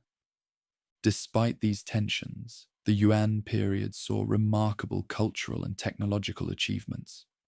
The drama and literature of the era flourished, producing classics like The Romance of the Western Chamber. Mathematical innovations advanced under scholars like Guo Jing, who reformed the calendar and improved irrigation systems. The famous blue and white porcelain that would later become China's signature ceramic style developed during this period, often incorporating designs from across the empire. Yet the Yuan rulers faced persistent challenges governing China. Major flooding along the Yellow River in the 1340s devastated the northern heartland, while paper currency, initially a strength of the administration, suffered catastrophic inflation as successive Khans printed money to cover budget shortfalls. By the mid-14th century, widespread unrest manifested in movements like the Red Turbans, a millenarian Buddhist sect that launched large-scale rebellions against Yuan authority. The Ilkhanate in Persia and the Middle East followed a different evolutionary path. Initially established by Hulagu Khan after his devastating campaign against the Islamic world, this Khanate gradually integrated into the cultural sphere it had conquered. The watershed moment came when Ghazan Khan converted to Islam in 1295, accelerating the process of assimilation. Under his rule and that of his successors, particularly Uljaitu and Abu Sa'id, Persian administrative systems were largely restored, and a cultural renaissance emerged. This period saw the construction of magnificent buildings like the Sultaniya Dome, stunning Islamic architecture that incorporated elements from across the realm. Persian historical writing flourished under scholars like Rashid al-Din, whose universal history represented the first attempt to compile a comprehensive account of world history, incorporating European, Chinese, Indian, and Middle Eastern sources. A work that would have been impossible without the unprecedented information exchange facilitated by imperial rule. Despite these cultural achievements, the Ilkhanate struggled with economic challenges and succession disputes. Following Abu Sa'id's death without an heir in 1335, the Khanate disintegrated into competing regional dynasties, effectively ending direct rule by Genghis Khan's descendants in the region, though local rulers would continue to claim connection to the imperial lineage to legitimize their authority. The Golden Horde, controlling Russia and the Western Steppe, maintained its nomadic character more successfully than the other Khanates, perhaps because its territories included the vast grasslands suitable for the traditional pastoral lifestyle. From their capital at Sarai on the lower Volga, the Khans ruled over a diverse realm, including Russian principalities, Finnic peoples, and various Turkic tribes. Under Berke Khan, who ruled from 1257 to 1266, the Golden Horde converted to Islam, aligning culturally with the Muslim world rather than with the Buddhist and shamanistic traditions increasingly prevalent in the eastern parts of the empire. This religious shift created a lasting division within the broader imperial sphere. The Golden Horde's relationship with its Russian subject states established patterns that would influence Russian political development for centuries. Russian princes were required to travel to Sarai to receive authorization to rule their territories, a practice that reinforced centralized authority even as it created resentment. The preferential treatment given to the princes of Moscow, particularly their authorization to collect tribute on behalf of the Khan, inadvertently strengthened what would eventually become the dominant Russian state. The Chagatai Khanate in Central Asia, named after Genghis Khan's second son, experienced perhaps the most dramatic internal division. By the early 14th century, it had split into two distinct entities: the Western Chagatai realm, which gradually Islamized and embraced sedentary civilization, and Mogolistan in the east, which maintained traditional nomadic ways and resisted Islamic influence. This division reflected broader tensions within the imperial tradition: the pull between ancestral steppe practices and the administrative necessities of governing agricultural societies.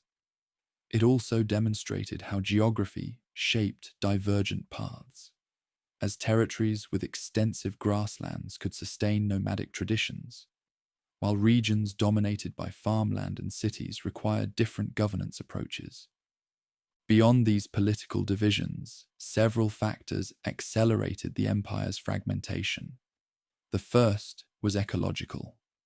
The late 13th and early 14th centuries saw the beginning of climatic cooling that would later be called the Little Ice Age. This climate shift reduced grass production on the Eurasian steppe, undermining the pastoral economy that had sustained the original imperial expansion. Drought and harsh winters reduced the massive horse herds that had formed the foundation of military power, gradually eroding the advantage that steppe warriors had maintained over sedentary societies. Disease provided another catastrophic blow. The unprecedented connectivity established during the Pax Mongolica had created ideal conditions for pandemic spread. The Black Death, likely originating in the grasslands of Central Asia, traveled rapidly along trade routes in the 1340s, eventually killing between 30% and 50% of the population across much of Eurasia. Beyond its devastating human toll, this demographic collapse disrupted economic systems, particularly in China and the Middle East, further weakening imperial authority. Military factors also contributed to decline. As imperial forces settled into administrative roles, they gradually lost the extraordinary martial skills that had made the initial conquests possible. Children of the ruling elite, raised in palaces rather than on horseback, never developed the horsemanship, archery, and hardiness that had given their ancestors such decisive advantages on the battlefield. Meanwhile, their opponents adapted, incorporating steppe tactics and technology into their own military systems. This military decline became evident in a series of failed campaigns. The Yuan dynasty launched disastrous naval expeditions against Japan in 1274 and 1281, both ending in catastrophic failure when typhoons, the famous divine winds or kamikaze, destroyed their fleets. Similar defeats occurred in Southeast Asia, where campaigns against Vietnam and Java encountered fierce resistance and unfamiliar terrain. These failures damaged the aura of invincibility that had facilitated earlier conquests. Perhaps the most significant factor in the empire's fragmentation was the dilution of the ideological foundation established by Genghis Khan. His original vision had balanced traditional steppe values with remarkable pragmatism, incorporating useful elements from conquered civilizations while maintaining core nomadic virtues of loyalty, discipline, and meritocracy. As generations passed, this balanced approach gave way to either excessive conservatism, rejecting all outside influence in favor of rigid adherence to steppe traditions, or excessive assimilation, as rulers adopted the customs, religions, and governance models of the peoples they had conquered. Either extreme undermined the adaptable synthesis that had made the initial expansion so remarkably successful. The Yuan dynasty in China exemplifies the challenges that emerged from these contradictions. Kublai Khan attempted to rule China through a complex administrative system that balanced traditional Chinese bureaucracy with a multi-ethnic elite drawn from across the empire. While innovative, this approach satisfied neither the traditional Mongol nobility, who saw it as abandoning ancestral ways, nor the Chinese elite, who resented their subordinate status within the new hierarchy. By the 1340s, these tensions, combined with natural disasters, currency collapse, and finally the devastation of the Black Death, created conditions for successful rebellion. Zhu Yuanzhang, a peasant of humble origins who had joined a Red Turban uprising, gradually consolidated rebel forces and marched on the Yuan capital. In 1368, the last Yuan emperor fled north to the Mongolian steppe, ending the dynasty's rule over China proper and establishing the native Ming dynasty that would govern China for the next 3 centuries. The retreat from China didn't end the imperial legacy in East Asia. The Yuan rulers established the Northern Yuan dynasty in the Mongolian homeland, maintaining their claims to China for generations and occasionally launching campaigns to recapture their lost territories. Meanwhile, their cousins in the western Khanates continued to rule significant portions of Central Asia, Russia, and the Middle East, though with increasingly tenuous connections to one another. Perhaps the most remarkable aspect of the imperial decline was its unevenness. While political unity fragmented relatively quickly, the commercial networks, cultural exchanges, and technological diffusion established during the imperial era continued long after central authority had faded. Caravans still moved along the Silk Road. Ideas still circulated across previously impermeable boundaries, and the dream of Eurasian unity remained a powerful inspiration for later conquerors. Even as the direct rule of Genghis Khan's descendants receded, their impact remained visible in linguistic, cultural, and genetic patterns across Eurasia. Turkic languages spread widely, often displacing earlier Indo-European tongues in Central Asia. Cultural practices, from cuisine to clothing styles, showed clear evidence of cross-fertilization, and genetic studies of modern populations reveal the significant demographic impact of imperial conquest and the population movements it facilitated. The decline of imperial authority took different forms in different regions. In Russia, it manifested as a gradual weakening of Golden Horde control, particularly after the Battle of Kulikovo in 1380, when Moscow's Prince Dmitry defeated a Horde army under Mamai. Though the Horde would temporarily reassert control under Toktamish, this victory marked the beginning of Russian resistance to steppe domination. In the Middle East, the vacuum left by the Ilkhanate disintegration eventually gave rise to new powers. Timur Tamerlane, a Turco-Mongol conqueror claiming descent from Genghis Khan through marriage, established a vast but short-lived empire in the late 14th century. His campaigns briefly revived the terror that had accompanied the original imperial expansion, particularly in his devastation of Delhi, Damascus, and Baghdad. Yet Timur's empire fragmented rapidly after his death in 1405, highlighting the difficulty of maintaining political unity across such vast territories without the organizational genius of Genghis Khan and his immediate successors. In Central Asia, the Chagatai Khanate gradually transformed into a series of competing Turco-Mongol states. One branch of these descendants would eventually move south into India under Babur, establishing the Mughal Empire in the early 16th century, a state whose very name preserved linguistic memory of their imperial origins. Even in East Asia, where the Yuan retreat from China seemed most definitive, imperial influence persisted. The Ming dynasty that replaced Yuan rule adopted many administrative innovations from the previous era, from aspects of the postal system to paper currency. Meanwhile, continued interaction with the northern Yuan, through both trade and warfare, shaped Ming military and diplomatic practices for generations. By the early 15th century, the political structures established by Genghis Khan had largely dissolved, replaced by regional successor states with increasingly tenuous connections to the original imperial vision. Yet the world these successors inhabited had been permanently transformed by the unprecedented unification briefly achieved under imperial rule.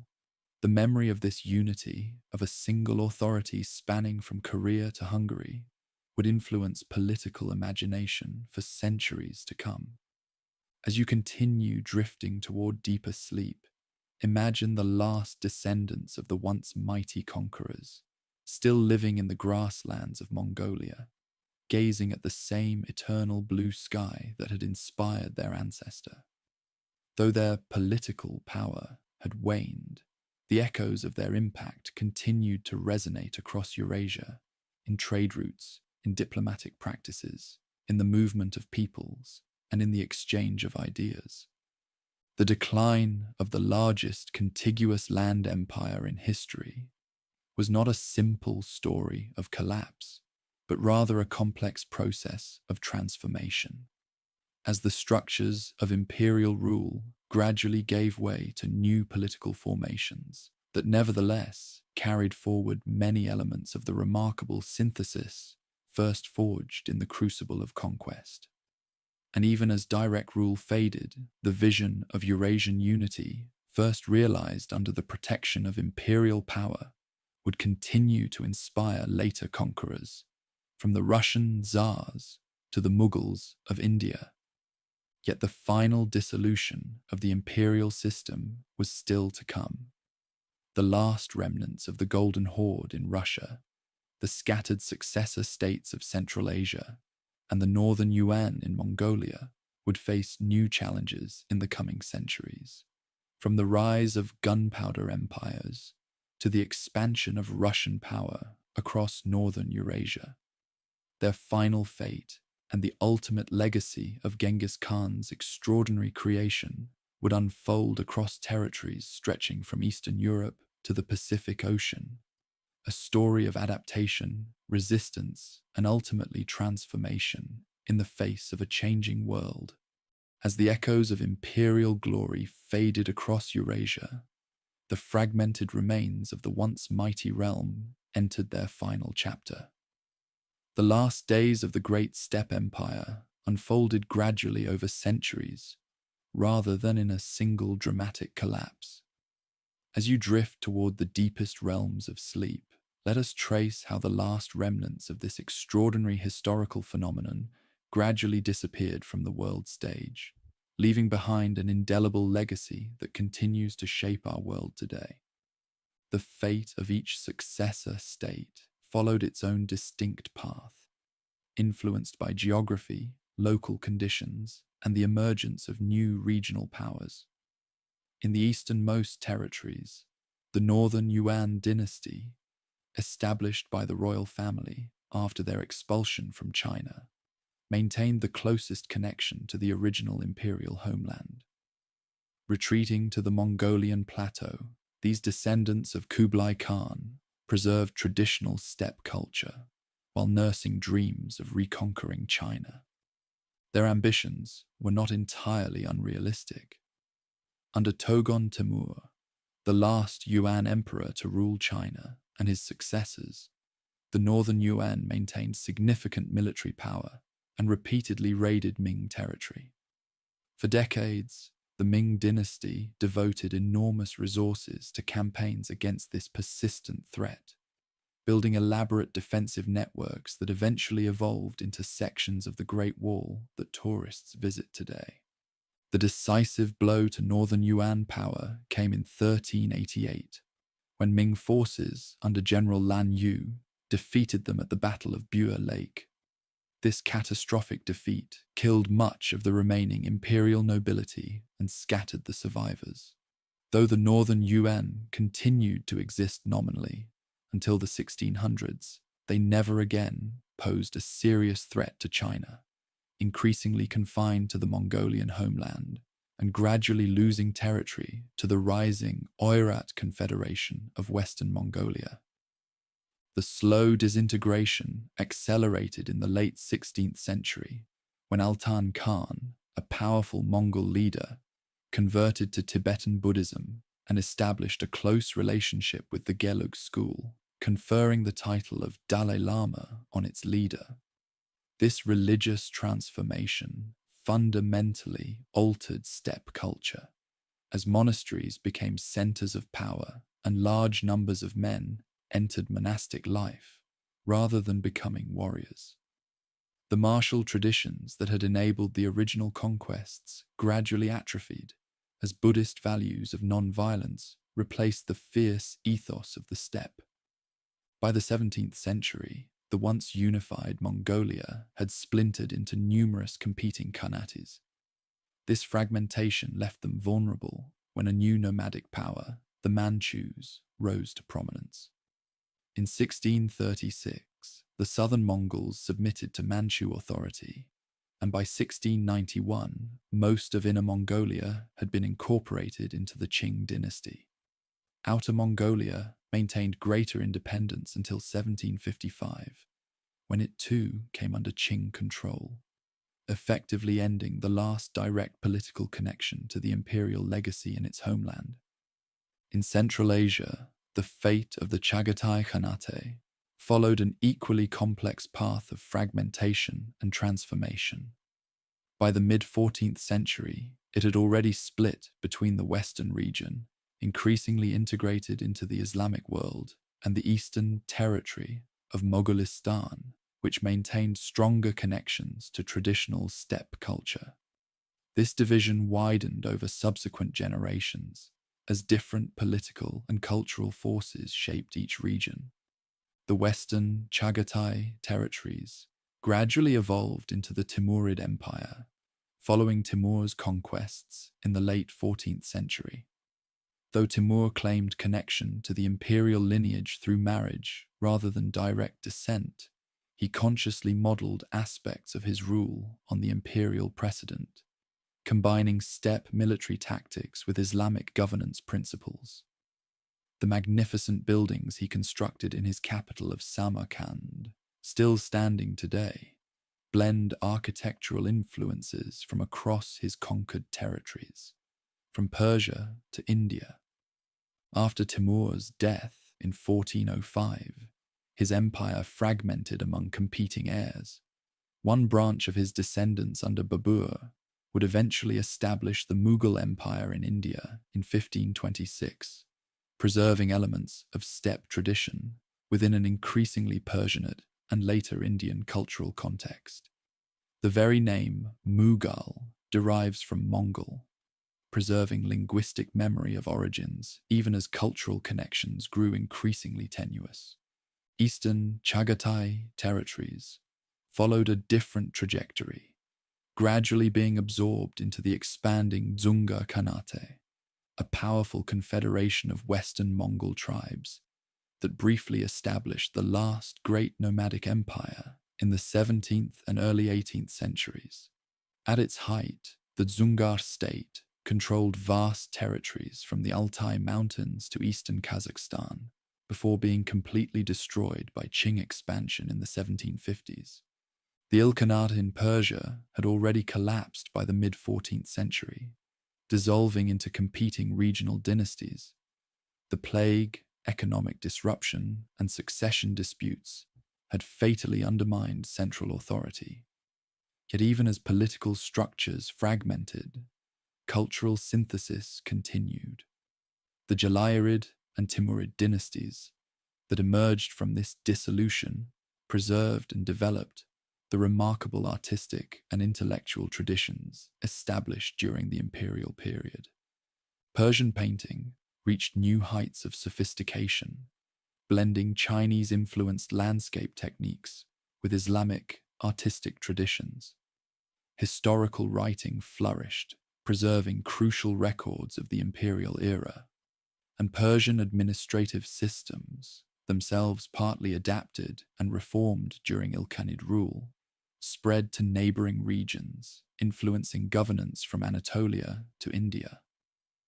By the 16th century, the rise of the Safavid dynasty in Persia established a new regional order centered on Shia Islam, largely erasing the political legacy of steppe rule while absorbing many of its cultural and administrative innovations. Further west, the Ottoman Empire similarly incorporated elements of steppe military tactics and administrative practices into a state increasingly rooted in Islamic and Byzantine traditions.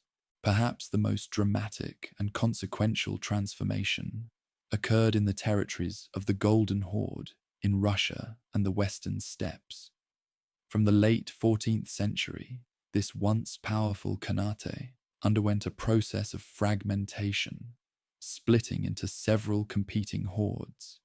The Great Horde, controlling the core territories around the Volga, the Crimean Khanate on the Black Sea coast, the Kazakh Khanate in the eastern steppes, the Astrakhan Khanate at the mouth of the Volga, and the Sibir Khanate in western Siberia. This fragmentation coincided with the rising power of the Grand Duchy of Moscow, which had initially grown strong as a privileged tribute collector for the Khans. Under leaders like Ivan III, Moscow began to assert independence, refusing tribute payments and gradually expanding its territory. The symbolic moment of liberation came in 1480, when Grand Prince Ivan III refused to pay homage to Khan Ahmad of the Great Horde, effectively ending Muscovite submission to steppe authority. Over the following centuries, the rising Russian state methodically absorbed the territories of the former Golden Horde.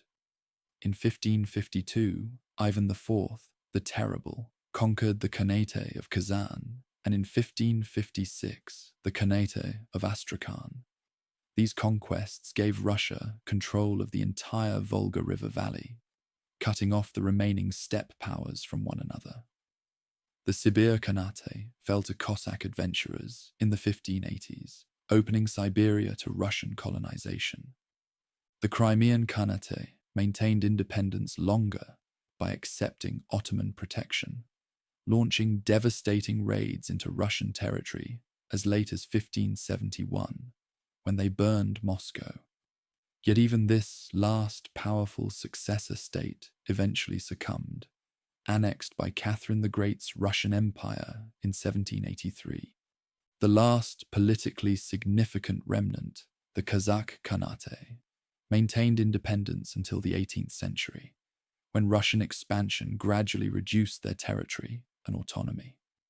By the 1820s, the remaining Kazakh lands had been incorporated into the Russian Empire, marking the final disappearance of independent political entities descended from the original imperial structure. The process by which these successor states were absorbed into expanding agricultural empires, Russian, Chinese, and others, reveals a profound historical irony. The unprecedented success of the imperial conquests had inadvertently created conditions for the ultimate triumph of the sedentary civilizations they had once dominated.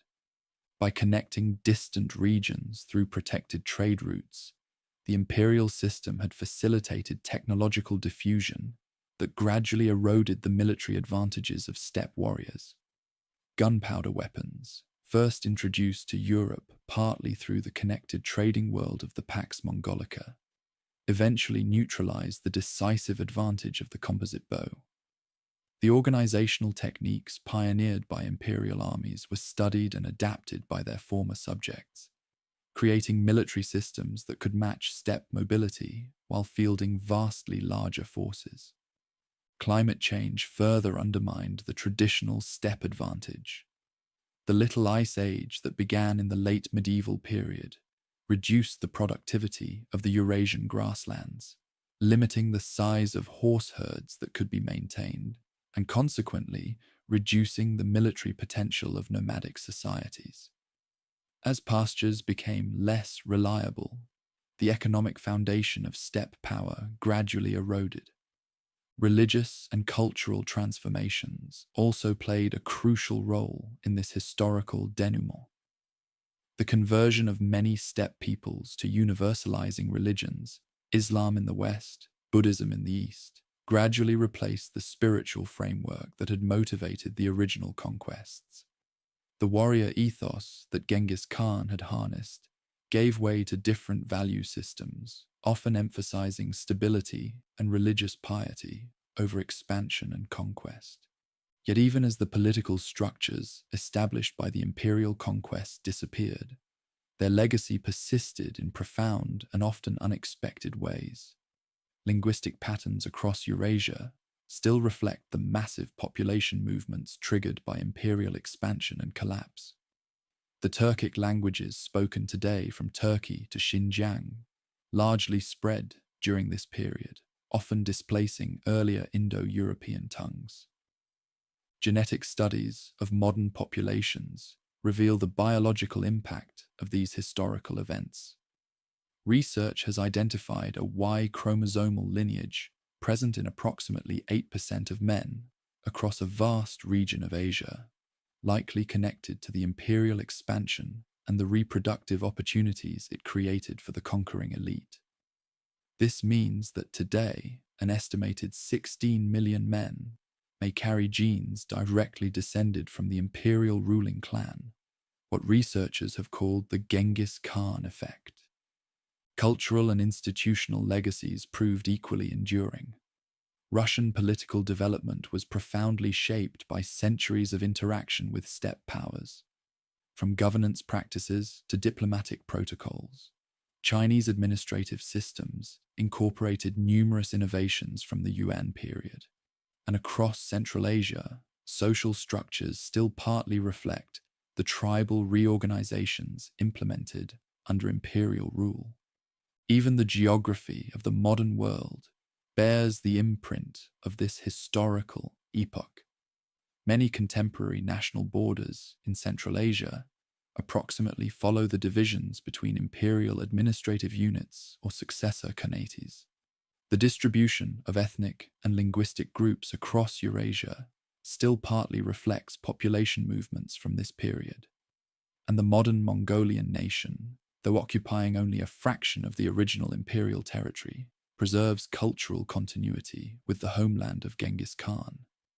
Perhaps the most profound legacy lies in the realm of historical memory and national identity. For modern Mongolians, the imperial period represents a golden age of global significance, a source of national pride and identity in the contemporary world.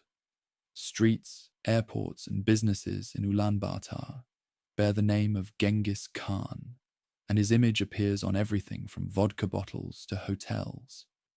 In other regions, once under imperial rule, historical memory is more complex and often contested. In Russia, the historical relationship with the Golden Horde remains a sensitive topic, alternatively interpreted as a yoke that delayed Russian development or as a formative influence that shaped Russian uniqueness. In China, official historiography has vacillated between viewing the Yuan dynasty as foreign oppressors or as legitimate rulers who contributed to Chinese historical development and territorial expansion. In Central Asia, the legacy is equally multifaceted. The region's modern nations trace complex lineages to this period. The very name, Kazakhstan, preserves memory of the Kipchak steppe peoples, who formed a major component of the Golden Horde. Yet these national histories must also grapple with the devastation wrought by the original conquests, creating narratives that acknowledge both destruction and the new synthesis that emerged from it. As the first light of dawn approaches in our narrative journey, we can reflect on the extraordinary historical arc we have traced. From the birth of a minor chieftain's son on the Mongolian steppe to the creation of the largest contiguous land empire in human history, followed by its gradual transformation and ultimate disappearance. Few historical phenomena have so dramatically altered the course of human civilization, or left such diverse and enduring legacies across so vast a portion of the globe. The disappearance of the Great Steppe Empire did not occur in a single cataclysmic event, but through a gradual process of adaptation, absorption, and transformation. The conquerors were gradually conquered, the rulers eventually ruled. Yet in this process, they permanently altered the societies they encountered, leaving an indelible mark on human history. As you drift into the deepest realms of sleep, imagine once more the endless horizons of the Mongolian plateau, where this remarkable story began. Picture the felt tents against the vast sky, the horses grazing on the windswept grass, the simple origins of a force that would reshape the world. Consider how from such humble beginnings emerged an empire that, though politically extinct for centuries, continues to influence our world in countless subtle ways. From the genes we carry to the borders on our maps, from the languages we speak to the historical memories that shape national identities. The physical empire created by Genghis Khan and his successors has vanished like morning mist from the steppe, yet the world it helped create, connected, transformed, and forever altered by this extraordinary historical phenomenon, remains our inheritance. As you finally succumb to slumber, carry with you the echo of hoofbeats across the centuries, the rise and fall of the greatest land empire the world has ever known, and the enduring legacy of the man who started it all, Genghis Khan, the universal ruler whose vision briefly united the Eurasian world and permanently changed the course of human history.